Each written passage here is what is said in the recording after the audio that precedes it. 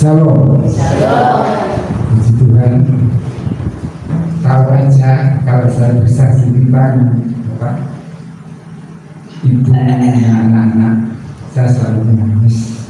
Ini Tuhan sudah siapkan isu. Bapak Ibu Saudara yang dikasihi Tuhan,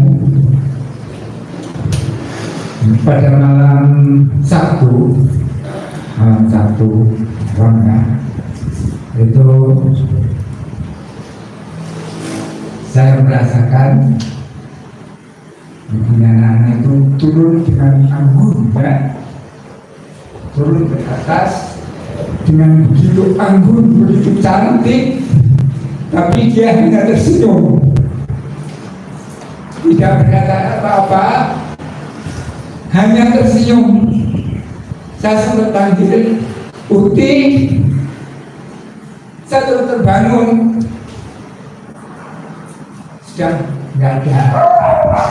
Saya sadar bahwa malam itu saya didatangi atau saya mimpi, saya kurang tahu ya apa yang terjadi dalam diri saya.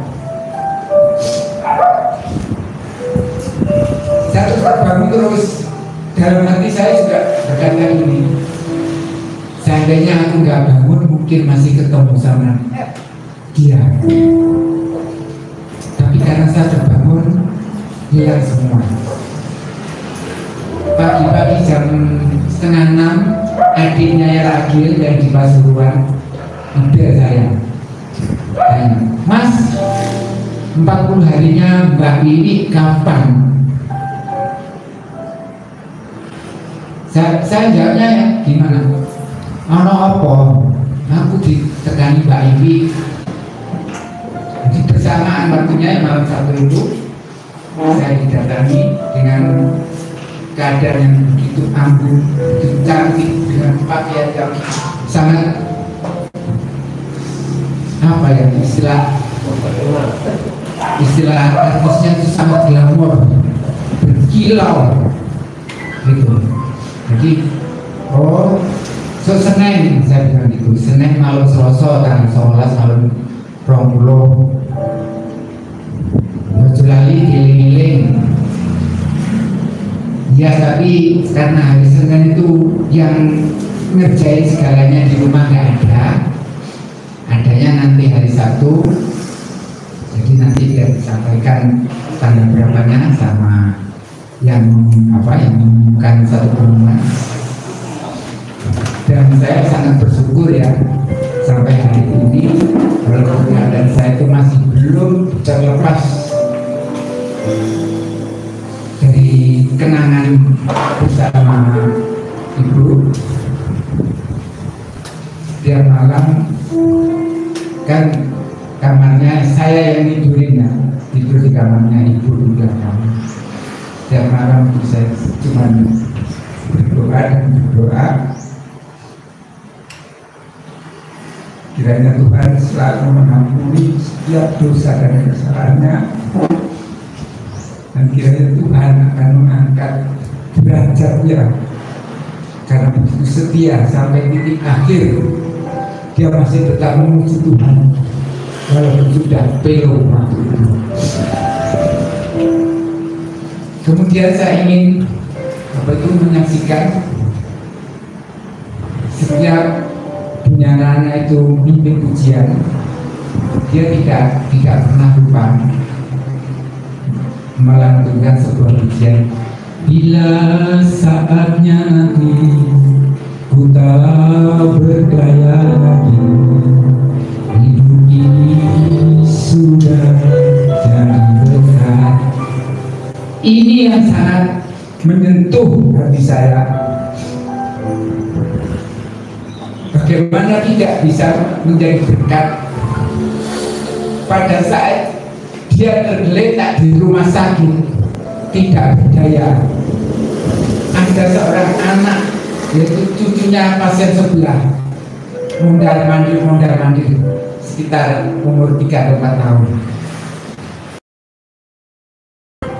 Kan ganteng sini ya. Dia takut kenalnya sama saya, sering di kursi tunggu itu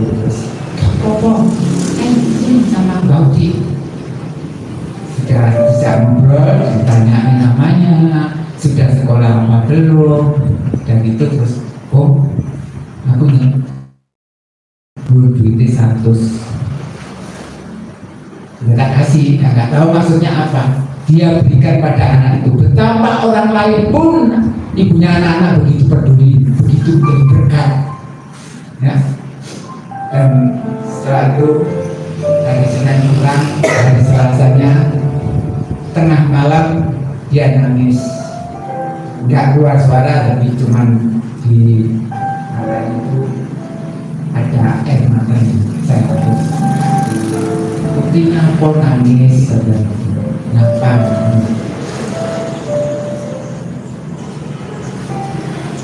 Puji Tuhan, walaupun kerjaan saya seperti itu, sampai detik ini saya tidak punya utang. Orang diutang kok, aku orang diutang. Puji Tuhan. Dan Tuhan itu selalu tolong, Tuhan selalu memberkati. Ketika kita memberi, Tuhan juga akan memberikan kepada kita. Saya menghibur yang itu sambil menangis. Dan kemudian jumur tas yang warna merah muda. Saya bingung ditaruh di mana, saya bongkar semua lemari ketemu. Tolong itu kan duit sentimental.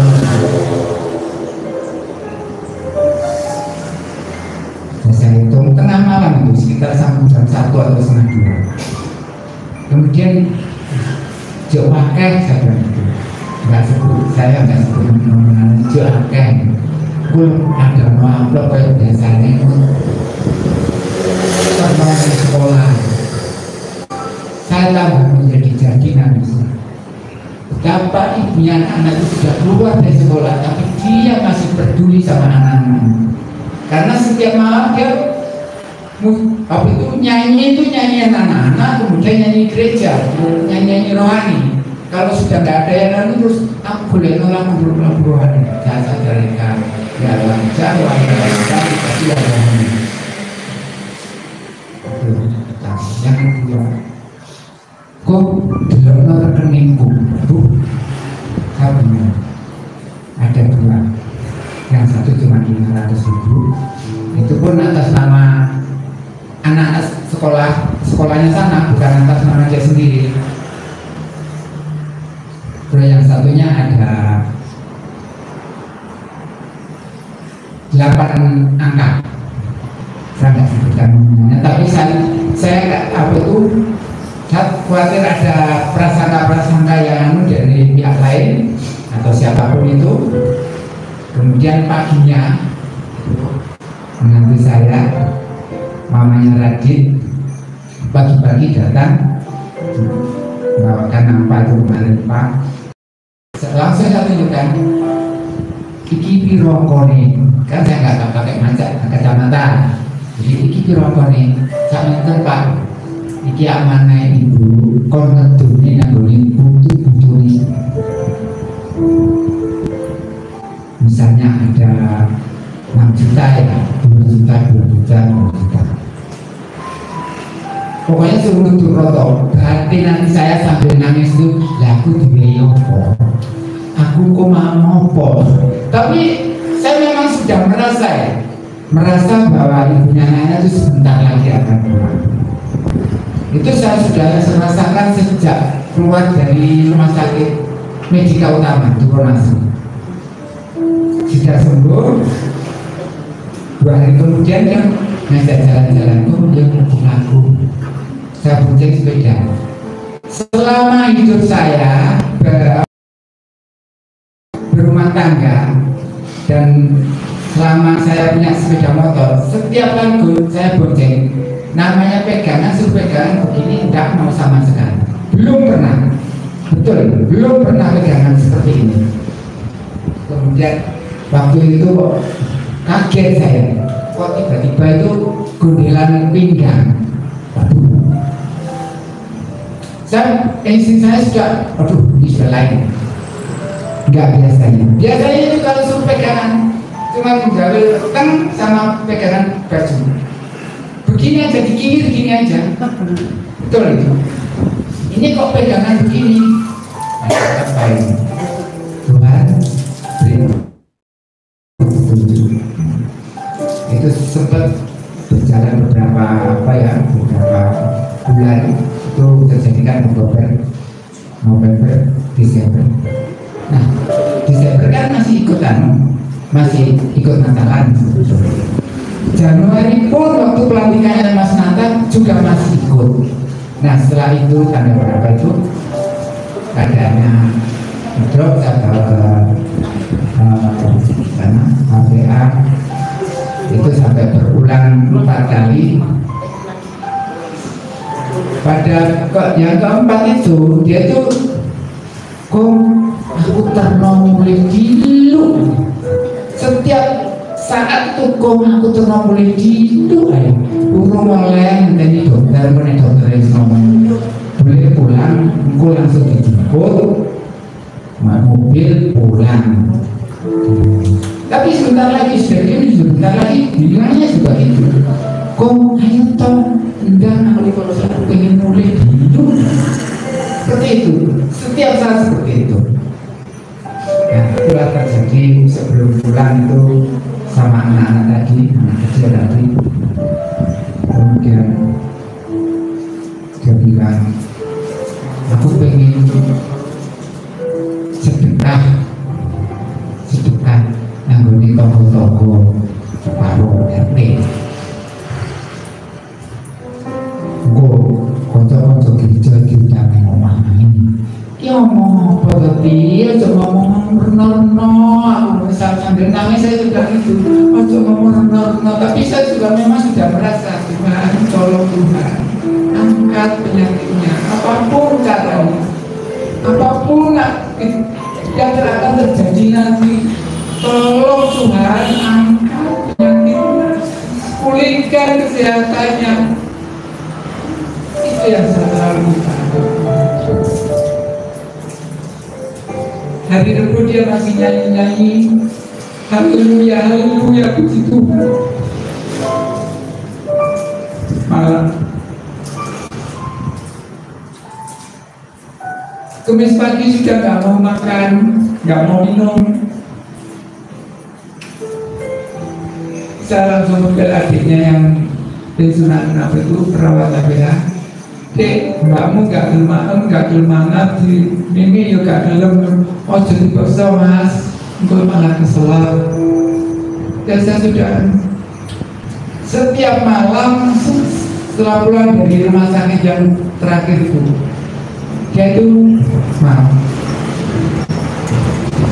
Oh, tangannya begini, langsung saya gagal sehingga saya mencium dia, menyayangi dia setiap saat. Malah itu mamanya Radit itu waktu pas di situ, kok ganteng banget, aku I love you. Itu terakhir hari Rabu itu sore dia bantu I love you kok. Dia peluk saya juga peluk dia. Ternyata itu sudah nggak bisa apa-apa. Jadi setelah itu dia mau melur lagi nggak, tangannya nggak kuat. Saya sudah bukan. Kakinya kan nggak bisa lurus. Mulai sakit itu kakinya nggak bisa lurus. Diluruskan bisa tapi kembali lagi ditekuk. Saya ganti bantal. Satunya juga gitu. Mau si kedua gak enak ganjel, guling mau bantal. Setelah dia nggak kuat, tangannya juga lemah sekali.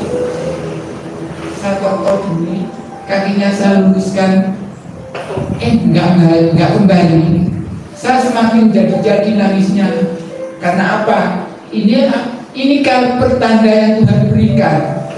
Yang selama ini kalau diluruskan nggak bisa, ternyata sekarang saya bisa. Sampai Kamis pagi, Kamis malam sudah nggak bisa apa-apa.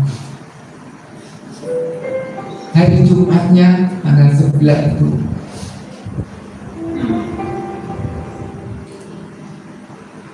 napasnya sudah tengah malam, Kamis tengah malam, napasnya sudah.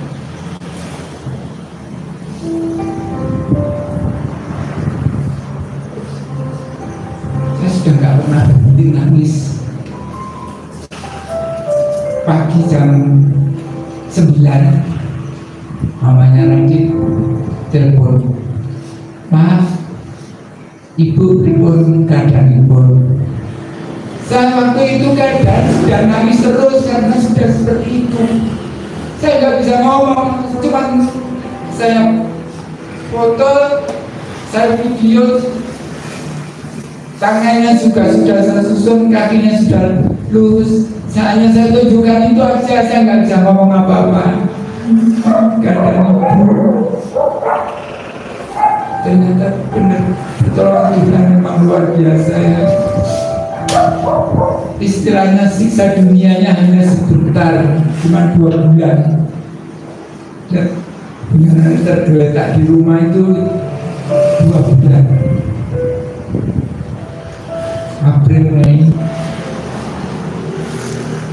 Itulah kebesaran Tuhan, itulah kuasa Tuhan yang sanggup melakukan hal-hal yang tidak mungkin dan tidak masuk akal manusia. Dan ternyata kemarin malam itu dia datang begitu anggun, begitu cantik sekali, hanya tersenyum, betul-betul cantik. Itulah yang tidak bisa, sulit saya untuk melupakan ya, supaya saya itu bisa gembira atau gimana jalan-jalan atau apa, males, maunya di tempat tidur terus. Perasaan saya di tempat tidur itu cuma nungguin ibunya.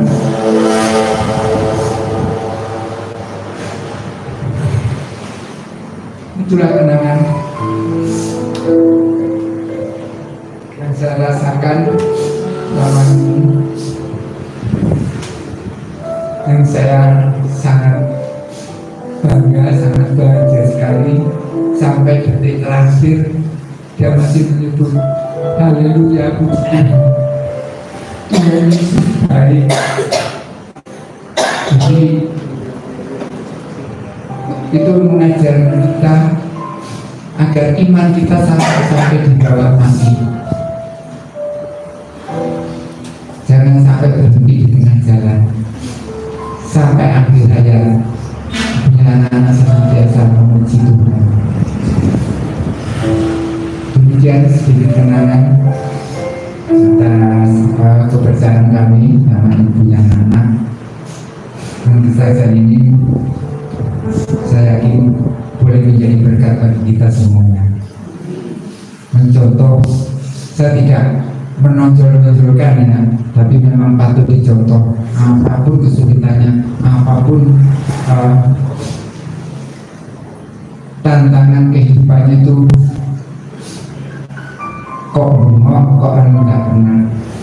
Sabar-sabarnya orang, saya boleh katakan pitung wong dari siji, pitung wong sabar dari siji. Saya nggak ngasih belanja sudah banyak tahun ya, mulai saya nggak usaha apa itu lele, saya nggak pernah ngasih belanja, tapi punya anak nggak pernah ngeluh. Bahkan masih sering ngajak saya jalan-jalan, cuma cari sarapan atau makan siang itu aja. Berkat Tuhan selalu dan selalu mengalir.